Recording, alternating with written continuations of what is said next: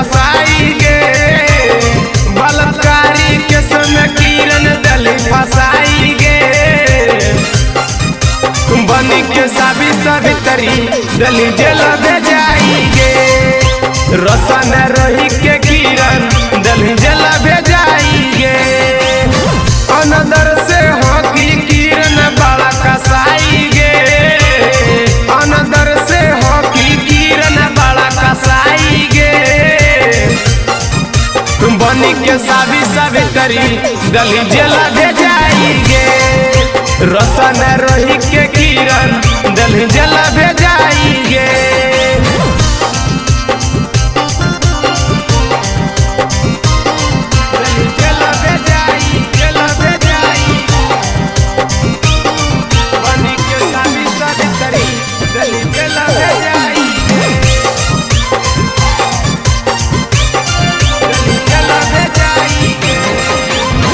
कहूता है कि किरण बड़ा कसाई गे, एक साथ खैली पीली गली भुलाई गे।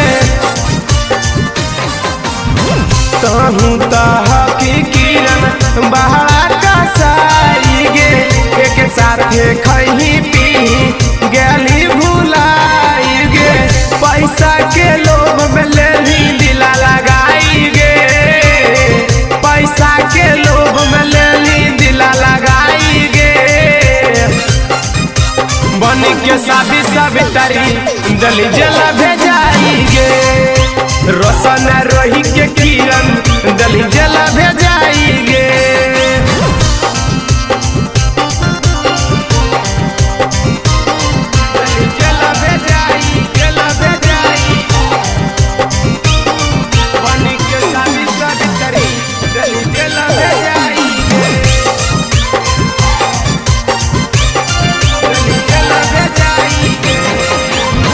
रोशन रोही से लेली मंगिया भरवाई गे, तैयो काहे देली किरण जेहला भेजाई गे, जेहला भेजाई गे। रोशन रोही से लेली मंगिया भरवाई गे, तैयो काहे देली किरण जेहला भेजाई गे।